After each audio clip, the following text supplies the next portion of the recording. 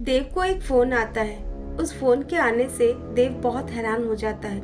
वो फोन उस प्रोजेक्ट के सिलसिले में होता है। आपका प्रोजेक्ट पास कर दिया गया है, ये डील हम पक्की करते हैं। यह सुनकर देव कुछ पल के लिए शॉक रह जाता है। उसे तो यकीन ही नहीं होता उसका वो प्रोजेक्ट पास कर दिया गया है, यानी कि वो अब उस प्रोजेक्ट पर काम कर सकता है।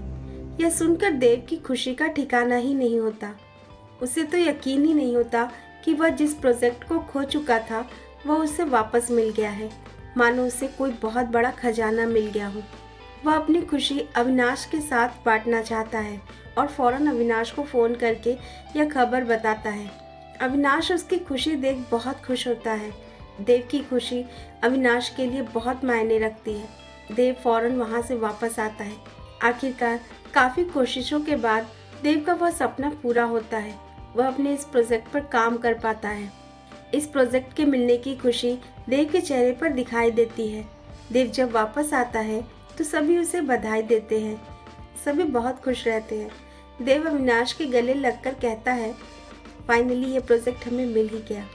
अविनाश कहता है, कैसे नहीं मिलता, तेरी सालों की मेहनत लगी है इस प्रोजेक्ट में, तेरा सपना है ये, तेरी मेहनत तेरी लगन की वजह से ही आज ये प्रोजेक्ट तुझे मिला है। देव कहता है, तू सही कह रहा है, ये प्रोजेक्ट सिर्फ मेरा सपना ही नहीं, हम सबका सपना है, मेरे बाबा का सपना जो आज सच होने जा रहा है। और ये सब मैं अकेले नहीं कर पाता, तुम सबकी मेहनत और तुम सबके साथ की वजह से आज ऐसा हो पाया है। मैंने अकेले कुछ नहीं किया। यह कहते हुए देव की आंखों में आंसू आ जाते हैं। फिर देव कहता है, पर मुझे एक बात समझ नहीं आ रही कि अचानक ये प्रोजेक्ट मुझे कैसे मिल गया, ये प्रोजेक्ट कैसे पास हो गया। उन्होंने तो इस प्रोजेक्ट को कैंसिल कर दिया था, फिर कैसे, कुछ समझ नहीं आया। अविनाश बिल्कुल खामोश रहता है। ऐसा लगता है जैसे कि अविनाश देव से कुछ छुपा रहा है। वह देव का ध्यान उस तरफ से हटाने की कोशिश करता है और कहता है, क्यों इतना सोच रहा है, तेरा ये प्रोजेक्ट काटने लायक नहीं था, हो सकता है उन्हें तेरा ये प्रोजेक्ट बाकी सभी प्रोजेक्ट से बेहतर लगा हो। छोड़ना, इतना क्यों सोच रहा है, तुझे इन बातों पर गौर ना करके इस पर काम करने की ज़रूरत है। आखिर अविनाश के अंदर क्या चल रहा होता है, वह देव से क्या छुपाता है। इस प्रोजेक्ट के मिलने की खुशी में सभी देव से पार्टी मांगते हैं। देव सभी की खुशी के लिए और इस प्रोजेक्ट के मिलने की खुशी में एक बहुत बड़ी ग्रैंड पार्टी रखता है। ये पार्टी 3 दिन बाद रहती है। अगले दिन देव ऑफिस आता है, मगर अविनाश ऑफिस नहीं आता। कुछ देर बाद देव उसे कॉल करता है, मगर अविनाश उसका कॉल नहीं उठाता। देव उसे कई बार कॉल करता है, पर वो उसके किसी भी कॉल का जवाब नहीं देता। देव के फ़ोन न उठाने पर देव अविनाश की पत्नी को फ़ोन करता है। जब वह फ़ोन उठाती है तो देव उनसे पूछता है, भाभी, अविनाश घर पर है क्या? आज वो ऑफिस क्यों नहीं आया? वो है कहाँ? उसकी पत्नी कहती है, वो घर पर नहीं है, शायद किसी काम से कहीं गए हैं। देव कहता है, मगर मेरा फ़ोन क्यों नहीं उठा रहा है? मैं कब से उसे फ़ोन कर रहा हूँ, उसे मेरा फ़ोन तो उठाना चाहिए। ओके, उससे जब बात हो तो उसे कहिएगा कि मुझे कॉल करे। वो कहती है, ठीक है, और फिर देव फ़ोन रख देता है, जबकि अविनाश वहीं अपने घर पर ही होता है। आखिर क्यों उसकी पत्नी देव से झूठ बोलती है और अविनाश देव से क्या छुपा रहा होता है। अगले दिन देव फिर ऑफिस आता है, मगर अविनाश आज भी ऑफिस नहीं आता। देव बहुत हैरान रहता है कि अविनाश 2 दिन से ऑफिस क्यों नहीं आ रहा है, ना ही मेरा फ़ोन उठा रहा है और ना ही फ़ोन कर रहा है, कोई मैसेज भी नहीं। आखिर क्या बात है, कहीं अविनाश की तबीयत तो नहीं बिगड़ गई है। वो उसे कई बार फ़ोन करता है, पर अविनाश उसका फ़ोन नहीं उठाता। देव काफ़ी परेशान रहता है कि क्या बात है, आज तक अविनाश ने ऐसा कभी नहीं किया, फिर आज वो ऐसा क्यों कर रहा है। देव उसकी पत्नी को फिर से फ़ोन करता है, मगर उसकी पत्नी भी आज उसका फ़ोन नहीं उठाती। देव बहुत घबरा जाता है, किसी को भी देव के बारे में कुछ भी पता नहीं होता। फिर रात में देव अविनाश के घर जाता है, मगर वहाँ जाने पर वॉचमैन कहता है कि वो घर पर नहीं है, उनके घर पर कोई नहीं है। देव नीचे से ही वापस लौट जाता है, जबकि अविनाश अपने घर पर ही होता है। अविनाश देव को आते हुए देख लेता है और वह वॉचमैन से झूठ बोलने के लिए कहता है कि अगर कोई भी घर पर आए तो कह देना कि घर पर कोई नहीं है। देव अविनाश को कई बार फ़ोन करता है, उसे कई मैसेज करता है, मगर अविनाश उसके ना तो फ़ोन का कोई जवाब देता है और ना ही उसके मैसेज का। देव की बेचैनी और बढ़ने लगती है। वो बहुत परेशान होने लगता है कि आखिर अविनाश उसका फ़ोन क्यों नहीं उठा रहा, कहीं वह किसी परेशानी में तो नहीं है। देव का अविनाश से कोई कांटेक्ट नहीं हो पाता। आखिर क्यों अविनाश देव से मिलना नहीं चाहता, ऐसी क्या वजह होती है।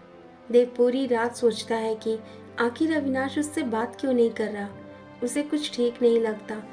अगले दिन पार्टी रहती है, मगर अविनाश का अब तक कोई पता नहीं चला। देव सुबह ही अविनाश के घर जाता है और वहां जाने के बाद पता चलता है कि अविनाश अपना घर बेचकर चला गया है। यह जानकर देव बिल्कुल शॉक रह जाता है। उसे तो यकीन ही नहीं होता कि अविनाश अपना घर बेचकर हम सबसे दूर चला गया है। वह वॉचमैन से बार बार कहता है, आपको कोई गलतफहमी हुई है, अविनाश अपना घर क्यों बेचकर जाएगा। मगर वॉचमैन बार बार कहता है कि वो यहाँ से चले गए हैं, मैंने ही उनका सामान गाड़ी में रखा था। देव को वॉचमैन की बात पर भरोसा नहीं होता। उसे कुछ समझ ही नहीं आता कि अविनाश ने ऐसा क्यों किया, वह क्यों यहाँ से चला गया, वो उससे बात क्यों नहीं कर रहा, आखिर वो कहाँ चला गया है, वो उससे क्या छुपा रहा है। देव फौरन अपने ऑफिस आता है। वहाँ जाकर वो उसके कैबिन में जाता है और देखता है कि वहाँ उसका कोई भी सामान नहीं है। देव को इतना तो समझ आ जाता है, अविनाश ने पहले से ही सब कुछ सोच रखा था। ये सब कुछ उसके पहले सोची हुई प्लानिंग थी। मगर देव को ये समझ नहीं आता क्या वजह है जो अविनाश ने ऐसा किया। वो अपने ऑफिस के लोगों से पूछता है तो सभी यही कहते हैं कि उन्हें कुछ भी पता नहीं। अविनाश ने किसी को कुछ भी नहीं बताया होता है। देव बहुत से लोगों को फोन लगाकर अविनाश के बारे में पूछता है, मगर किसी को उसके बारे में कुछ भी पता नहीं होता। अब तो अविनाश का मोबाइल भी बंद आता है। किसी भी तरीके से देव का अविनाश से कोई कांटेक्ट नहीं हो पाता। देव पागलों की तरह उसे ढूंढता है, यहाँ वहाँ हर जगह, जहाँ जहाँ वो जानता है कि अविनाश का कोई पता चल सके, मगर उसका कोई पता नहीं चलता। शाम को पार्टी रहती है और सुबह देव अविनाश के लिए परेशान रहता है। उसे तो यकीन ही नहीं होता कि अविनाश उसे छोड़कर कहीं दूर चला गया है। देव के लिए यह बर्दाश्त करना बहुत मुश्किल होता है। कुछ देर बाद अविनाश ने जिससे ये घर खरीदा था, देव उसके पास फोन करता है जिससे शायद कुछ पता चल सके। तभी पता चलता है कि अविनाश ने उसी इंसान को घर बेच दिया जिससे वो घर खरीदा था। देव से कहता है, आपके दोस्त ने ये घर क्यों बेच दिया, जबकि वो इस घर को लेने के लिए कितना परेशान थे और अब उन्होंने इस घर को बेच दिया। तभी देव उनसे पूछता है, अविनाश ने ये घर आपको कब बेचा, आपकी उससे कोई बात हुई थी। वो आदमी कहता है, कुछ दिनों पहले ही उन्होंने मुझे इस घर के लिए फ़ोन किया था। वो काफ़ी परेशान लग रहे थे। मैंने पूछा भी, मगर उन्होंने कुछ बताया नहीं। वो कह रहे थे कि उन्हें कोई ज़रूरी काम है, शायद उन्हें पैसों की ज़रूरत थी। सब ठीक तो है न देव साहब, कोई परेशानी की बात तो नहीं। देव कहता है, नहीं, आपके अविनाश से इधर कोई बात हुई थी। वो कहता है, 2-3 दिन पहले हुई थी, इसके बाद कोई बात नहीं हुई। देव कहता है, ठीक है, थैंक यू। देव को कुछ समझ नहीं आता कि अविनाश को इतने पैसों की क्या जरूरत आन पड़ी, उसे अपना घर क्यों बेचना पड़ा, उसने मुझसे इतनी बड़ी बात क्यों छुपाई, ऐसी क्या वजह थी। आखिर अविनाश हम सब से क्या छुपा रहा है, आखिर वह गया कहाँ, कहीं वो किसी मुसीबत में तो नहीं है। ऐसी क्या वजह है जो उसे ये कदम उठाना पड़ा। देव ये सोच सोच कर परेशान रहता है। तभी थोड़ी देर बाद ही देव को एक फ़ोन आता है। उस फ़ोन को सुनने के बाद देव के पैरों तले से जैसे ज़मीन ही खिसक गई हो। आखिर वह फ़ोन किसका होता है। दोस्तों, इसकी आगे की कहानी जानने के लिए हमारे साथ इस कहानी में आगे बने रहें। धन्यवाद।